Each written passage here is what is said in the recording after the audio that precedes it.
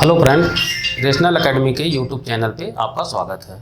मैं कुमार विपुल UPSI PET की परीक्षा को ध्यान में रखकर जीएस के क्लास के अंतर्गत पहला टॉपिक संविधान से शुरुआत करते हैं, जिसमें आज हमारा पहला बिंदु होगा प्रस्तावना।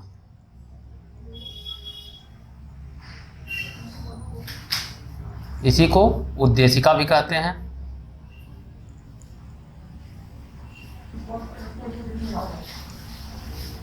अंग्रेजी में इसे कहते हैं प्रीएम्बल।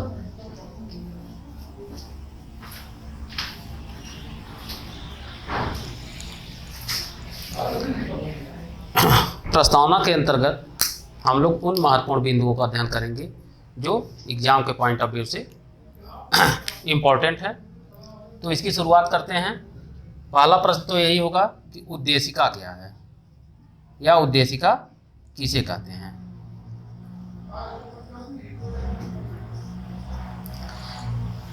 उद्देशिका को डिफाइन करते हुए कहा जा सकता है कि उद्देशिका संविधान का दर्शन है, संविधान निर्माताओं के विचारों को जानने की कुंजी है, या यह संविधान का सारांश है। संविधान का दर्शन है,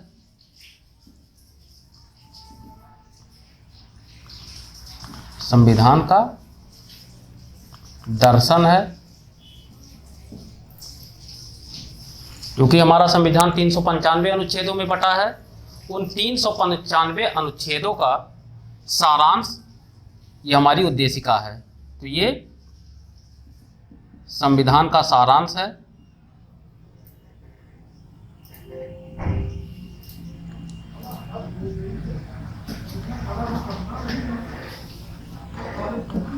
या हमारे संविधान निर्माता जिन लक्ष्यों आदर्शों को ध्यान में रखकर हमारे संविधान का निर्माण किए हैं, उनका संक्षिप्त प्रारूप है ये। तो कहा जा सकता है कि यह संविधान निर्माताओं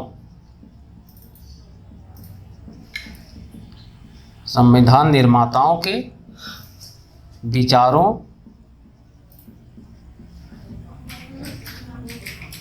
को जानने की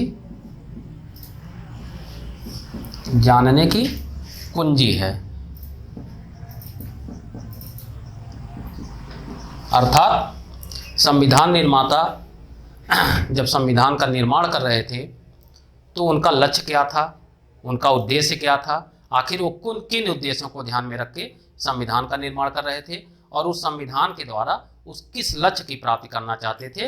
इन सब का एक सारांश ही हमारी उद्देशिका में है। इसलिए इसको संविधान का दर्शन, सारांश या संविधान निर्माताओं के विचारों को जानने की कुंजी कहा जाता है। नेक्स्ट बिंदु,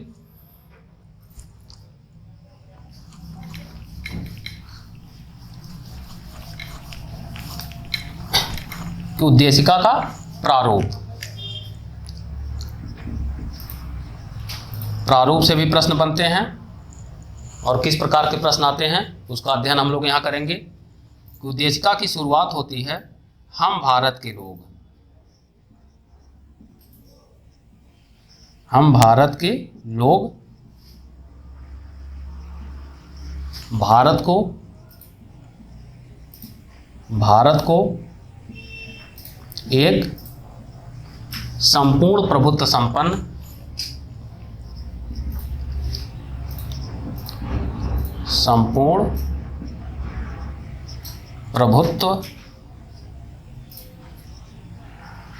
संपन्न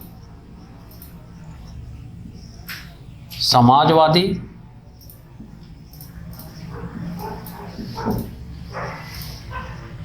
पंथनिरपेक्ष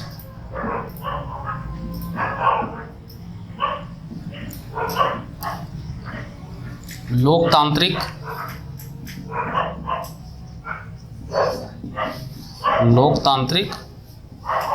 गणराज्य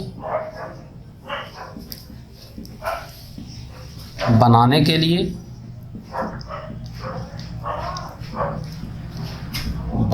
लिए तथा उसके सभी नागरिकों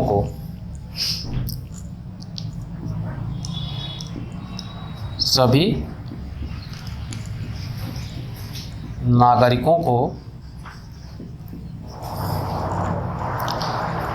सामाजिक, आर्थिक और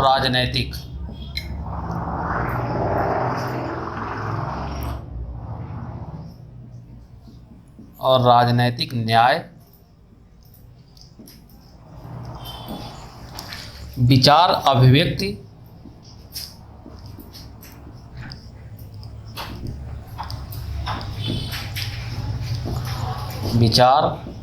अभिव्यक्ति, विश्वास, धर्म और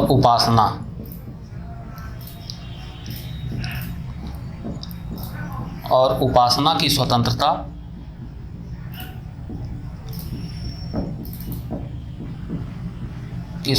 तथा प्रतिष्ठा और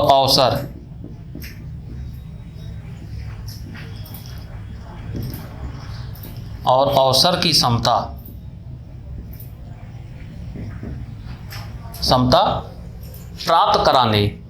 प्राप्त कराने तथा उन सब में व्यक्ति की गरिमा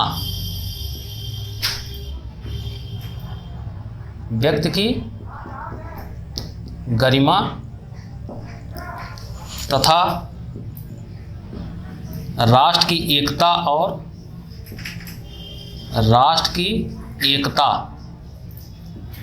और अखंडता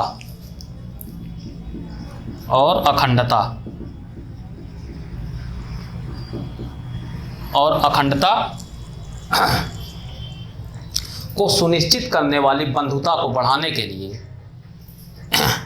अपनी संविधान सभा में आज दिनांक 26 नवंबर 1949, मैं यहाँ लिख दे रहा हूँ इसको, आज दिनांक 26 नवंबर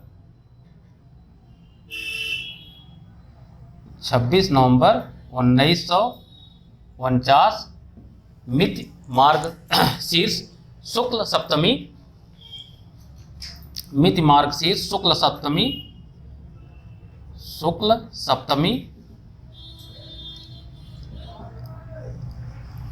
2006 विक्रमी संवत को एतद् द्वारा इस संविधान को अंगीकृत, आत्मार्पित और अधिनियमित करते हैं। तो ये हमारा उद्देशिका का पूरा प्रारूप है। यहाँ से प्रश्न कैसे आते हैं वो देख लीजिए।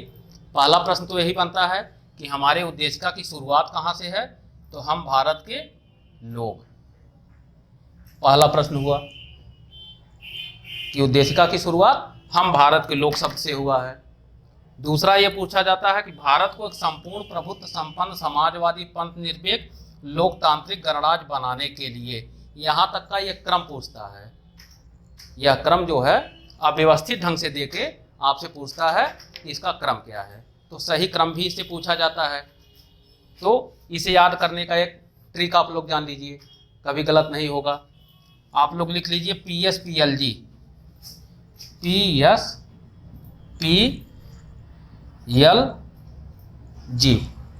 ये क्रम आप याद रख लीजिए। ट्रिक PSPLG से पूरा ट्रिक आपका ये क्वेश्चन हल हो जाएगा। जैसे अगर आ गया व्यवस्थित ढंग से करने के लिए, तो संपूर्ण प्रभुत्व संपन्न, P से प्रभुत्व संपन्न, S से समाजवादी, P से पंथ निरपेक्ष, L से लोकतांत्रिक और G से गणराज्य, इसका क्रम ये पूछा जाता है।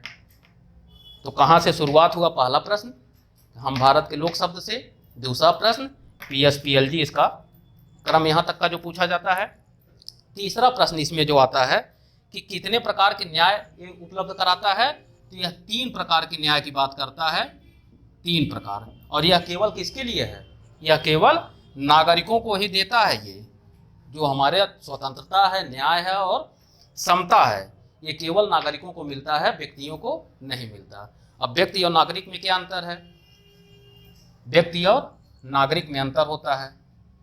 नागरिक वो होते हैं जो किसी देश के मूल निवासी होते हैं, या मूल निवासी हो, या तो जो हमारे संविधान में नागरिकता प्राप्त करने के लिए प्रावधान किए गए हैं उसको फुलफिल कर रहे हों, तो यहाँ से नागरिकता अर्जित भी कर लेते हैं। दूसरा होता है व्यक्ति। व्यक्ति वो होता है जो यहाँ का नागरिक ना हो। जैसे हमारे यहाँ बहुत से सैलानी आते हैं, टूरिस्ट आते हैं घूमने टहलने, तो वो जो होते हैं व्यक्ति हुए, तो उनको ये न्याय नहीं मिलता, ना ही स्वतंत्रता मिलती है और ना ही ये समता मिलती है। तो ये हमारे नागरिकों को ही प्राप्त है सामाजिक, आर्थिक और राजनीतिक न्याय। तो 3 प्रकार की न्याय देता है ये। दूसरा है विचार, अभिव्यक्ति, विश्वास, धर्म और उपासना। ये 5 प्रकार की स्वतंत्रता देता है यहाँ के नागरिकों को। 5 प्रकार की स्वतंत्रता: विचार, अभिव्यक्ति, विश्वास, धर्म और उपासना। थर्ड है प्रतिष्ठा और अवसर। प्रतिष्ठा और अवसर, ये 2 प्रकार की समता भी देता है। तो यहाँ से भी प्रश्न आते हैं कि कितने प्रकार की न्याय की बात करता है, कितने प्रकार की स्वतंत्रता की बात करता है और कितने प्रकार की समता की बात करता है। तो आप इसको ऐसे भी जानिए, सामाजिक, आर्थिक, राजनीतिक न्याय है और यह 3 प्रकार के हैं। स्वतंत्रता 5 प्रकार की है, विचार, अव्यक्त, विश्वास, धर्म और उपासना की, और समता 2 प्रकार की है, प्रतिष्ठा और अवसर की। तीसरा यहाँ से प्रश्न जो बनता है वह यह है कि किस डेट को हमारा संविधान अंगीकृत, अधिनियमित या आत्मार्पित किया गया। तो वह डेट है 26 नवंबर 1949, या अगर विक्रमी संवत में पूछे तो 2006 विक्रमी संवत को। तो ये दोनों डेट, और डेट की उल्लेख कहाँ हुआ है, ये भी हमारे प्रस्तावना में हुआ है। अब डेट के बाद नेक्स्ट प्रश्न होगा कि क्या उद्देशिका में संशोधन किया जा सकता है, और अगर संशोधन किया जा सकता है तो यह शक्ति किसके पास है, और अब तक कितनी बार संशोधन हुआ है, और संशोधन के द्वारा कौन कौन से शब्द इसमें जोड़े गए हैं। तो नेक्स्ट बिंदु होगा कि क्या उद्देशिका में संशोधन किया जा सकता है, अर्थात उद्देशिका संशोधनीय है।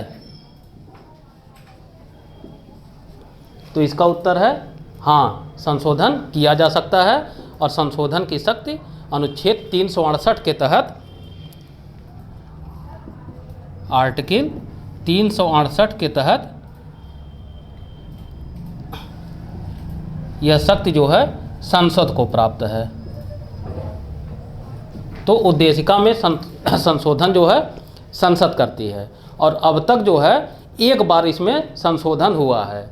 तो उद्देशिका में केवल एक बार संशोधन हुआ है, एक बार संशोधन हुआ है, और वह हुआ है 42वां संविधान संशोधन। 42वां संविधान संशोधन 1976 में, यह हुआ है 1976। और इसके द्वारा हमारे संविधान में, हमारे उद्देशिका में 3 शब्द जोड़े गए हैं। वो कौन कौन से हैं? पहला है समाजवादी, पहला शब्द होगा समाजवादी। दूसरा है पंथ निरपेक्ष, और तीसरा शब्द है इसमें राष्ट्र की एकता और अखंडता। ये यहाँ तक पूरा इसको जोड़ा गया है, राष्ट्र की एकता और अखंडता। तो 42वां संविधान संशोधन हुआ है, एक बार संशोधन हुआ है 1976 में, और उसके द्वारा 3 शब्द इसमें बढ़ाए गए। कौन कौन सा? समाजवादी, पंथ निरपेक्ष और राष्ट्र की एकता और अखंडता। अर्थात हमारे मूल संविधान में राष्ट्र की एकता शब्द पहले से ही मौजूद था। इसी राष्ट्र की एकता को राष्ट्र की एकता और अखंडता से प्रतिस्थापित कर दिया गया। तो अब शब्द हो गया राष्ट्र की एकता और अखंडता। तो ये भी प्रश्न आता है कि कितनी बार संशोधन हुआ है, कौन सा संशोधन हुआ है और किस सन में हुआ है। तो एक बार संशोधन हुआ है, वह संशोधन था 42वां संविधान संशोधन 1976 में, और इसके द्वारा 3 शब्द जुड़े हैं। कौन कौन? समाजवादी, पंथ निरपेक्ष, राष्ट्र की एकता और अखंडता। और यह जो संशोधन हुआ था 1976 में 42वां संविधान संशोधन, यह 1977 में जो है प्रभावी हुआ, अर्थात लागू हुआ। अब यहाँ पर हम लोग प्रारूप से एक प्रश्न और निकल के आया है। पहला प्रश्न तो हमने बताया था कि अगर उद्देशिका के प्रारूप का क्रम पूछ ले तो उसका कोड हम बताए थे PSPLG। लेकिन अगर आ जाए कि मूल संविधान में, अर्थात 1977 के पहले हमारे संविधान की प्रस्तावना का प्रारूप क्या था, तो वहाँ ध्यान रखेंगे ये 3 शब्द वहाँ से डिलीट कर देंगे, समाजवादी, पंथ निरपेक्षता और राष्ट्र की एकता और अखंडता। तो यहाँ राष्ट्र की एकता रहेगा, केवल अखंडता शब्द डिलीट हो जाएगा, क्योंकि हमारे संविधान में राष्ट्र की एकता शब्द मौजूद था मूल संविधान में। तो यहाँ प्रारूप से दूसरा प्रश्न भी ध्यान रखिए। पहला प्रश्न तो अगर आ जाए कि क्रम, तो PSPLG, और अगर 1977 के पहले का क्रम पूछ ले तो ये 3 शब्द आप डिलीट कर देंगे। अर्थात अब क्या हो जाएगा कि हम भारत के लोग भारत को एक संपूर्ण प्रभुत्व संपन्न, ये डिलीट हो जाएगा, ये डिलीट हो जाएगा, संपूर्ण प्रभुत्व संपन्न लोकतांत्रिक गणराज्य बनाने के लिए तथा उसके सभी नागरिकों को सामाजिक, आर्थिक, राजनीतिक न्याय, विचार, अव्यक्त विश्वास, धर्म और उपासना की स्वतंत्रता, प्रतिष्ठा और अवसर की समता को प्राप्त कराने तथा उसके सभी नागरिकों को उन सब में व्यक्ति की गरिमा तथा राष्ट्र की एकता, ये डिलीट हो जाएगा। राष्ट्र की एकता को बढ़ाने वाली बंधुता को सुनिश्चित करने के लिए ये हो जाएगा इसका क्रम। तो इसको ध्यान रखिएगा, मूल संविधान और संशोधनी संविधान। तो संशोधन के द्वारा ये 3 शब्द रहेगा, अर्थात 1977 के पहले का पूछे तो ये 3 शब्द ही आपको हटा देना है। ठीक। नेक्स्ट प्रश्न यहाँ से अब आएगा कि क्या उद्देशिका संविधान का अंग है? सन 1960 में यह विवाद उठा कि इसे संविधान का अंग माना जाए या इसे बाहर से जोड़ा हुआ माना जाए।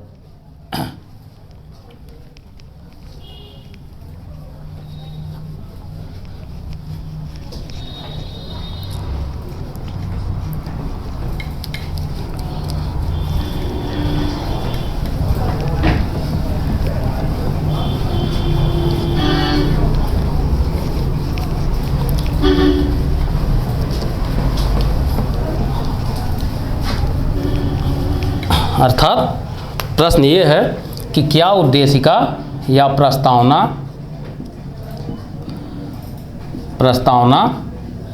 संविधान का अंग है? संविधान का अंग है?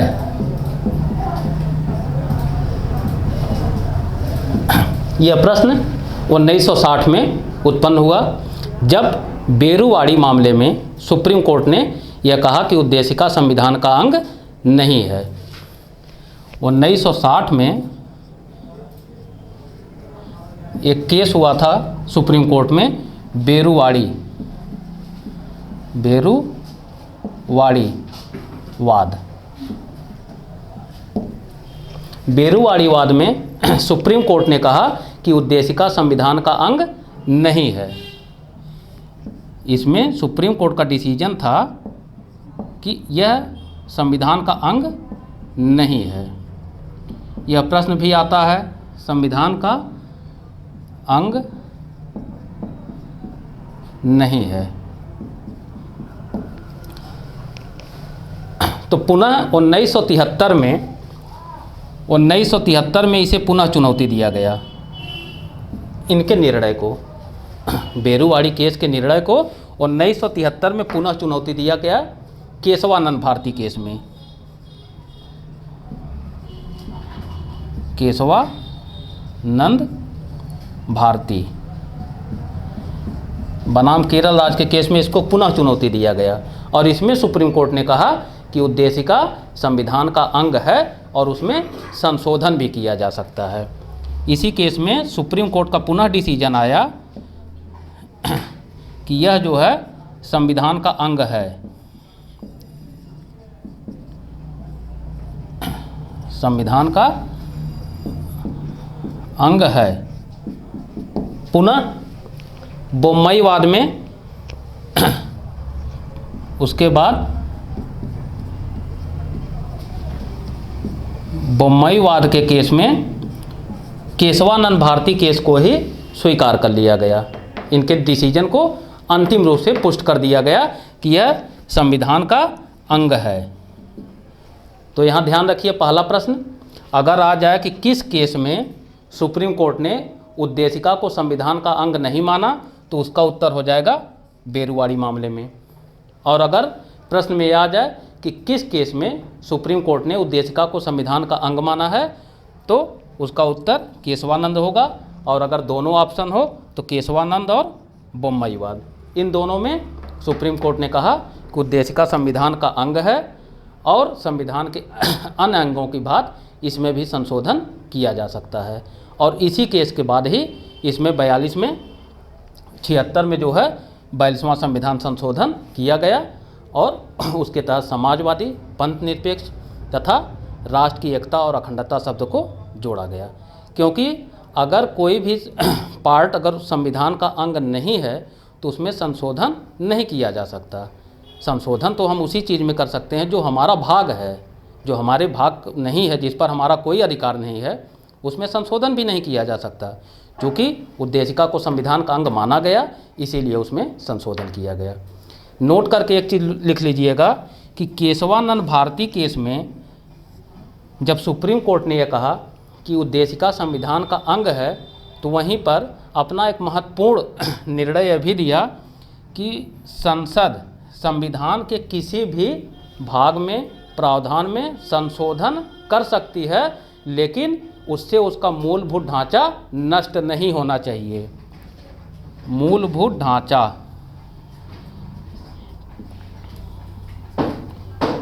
मूलभूत ढांचा नष्ट नहीं होना चाहिए। तो यहाँ एक प्रश्न नोट करके लिख लीजिएगा कि मूलभूत ढांचे का सिद्धांत किस केस में आया है, तो केशवानंद भारती केस में सुप्रीम कोर्ट ने कहा है कि संविधान के मूलभूत ढांचे को नष्ट न करते हुए संविधान के किसी भी भाग में संशोधन किया जा सकता है। और मूलभूत ढांचा संविधान का क्या है, इसका निर्णय समय समय पर सुप्रीम कोर्ट के द्वारा किया जाएगा। अर्थात मूलभूत ढांचे का निर्धारण कौन करेगा, तो इसका उत्तर होगा सुप्रीम कोर्ट। इस प्रकार से आज हम लोग उद्देशिका के अंतर्गत कुछ महत्वपूर्ण बिंदुओं का अध्ययन किए। जो इसका शेष भाग है वो नेक्स्ट वीडियो में आपको प्रोवाइड कराया जाएगा और इसके बाद संविधान के जो अन्य चैप्टर हैं उसका भी अध्ययन हम लोग बारी बारी से करेंगे। धन्यवाद।